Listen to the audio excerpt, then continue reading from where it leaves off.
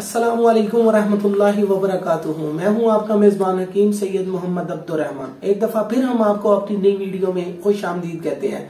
आज का जो हमारा टॉपिक है वो है एज़ोस्पर्मिया। पिछले दिनों में मुझे एक दोस्त ने कॉल की थी, वो बहुत परेशान था कि उसके पास औलाद नहीं है और वो एज़ोस्पर्मिया का मरीज है। सबसे पहले मैं आपको ये बता दूं कि एज़ोस्पर्मिया की डेफिनेशन क्या है। एज़ोस्पर्मिया की डेफिनेशन ये है कि इसके अंदर ना तो औलाद पैदा करने वाले स्पर्म्स हैं, ये है एज़ोस्पर्मिया की डेफिनेशन। और बाकी रही बात, ये मर्ज जो है ये असाबी तहरीक का मर्ज होता है। हमारे पास जितने भी पेशेंट हैं इसका इलाज नहीं है।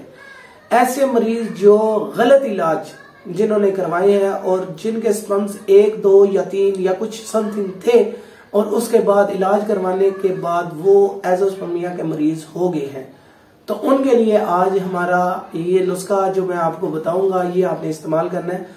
तो इसमें हमारे पास जो पेशेंट आए थे वो तकरीबन, जो मैंने देखे थे वो तकरीबन असाबी तहरीक के ही मरीज थे और अल्हम्दुलिल्लाह उनके पास आज भी औलादे हैं। पिछले दिनों मेरे पास एक चकवाल से पेशेंट आए थे, उनका भी यही मसला था और अल्हम्दुलिल्लाह उन्होंने मेडिसिन खाई, अल्लाह ने उनको 11 साल के बाद बेटे से नवाजा और उसको जो मैंने नुस्खा बताया था, अल्लाह को हाजिर नाजर कहकर मैं आपको वही नुस्खा मैं आपको भी बताऊंगा। असाबी तहरीक वाले मरीज की अलामात क्या हैं कि इसमें ब्लड प्रेशर जो है ये लो हो जाता है, जुबान जो है वो सफेद हो जाती है, सहमे हुए मरीज होते हैं, ख्वाब में पानी वगैरह उनको बहुत ज्यादा नजर आता है।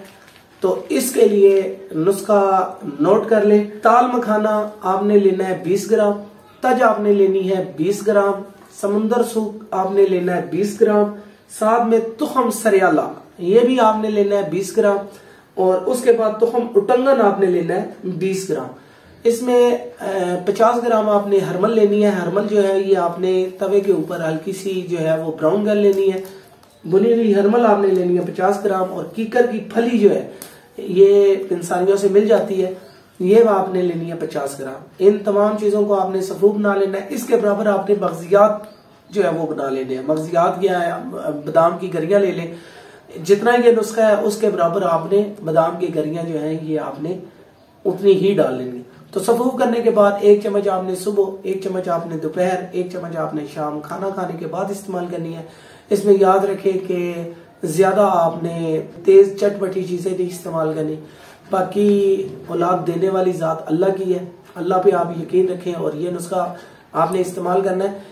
एज़ोस्पर्मिया का फिर मैं आपको बता दूं कि इलाज कोई नहीं है। ये नुस्खा उन लोगों के लिए है जो इलाज करवा करवा के थक चुके हैं और डॉक्टरों से भी जाके पैसे देते हैं। हकीम 50,000 ले लेते हैं और कहते हैं जी आप ये करें, दावे करते हैं।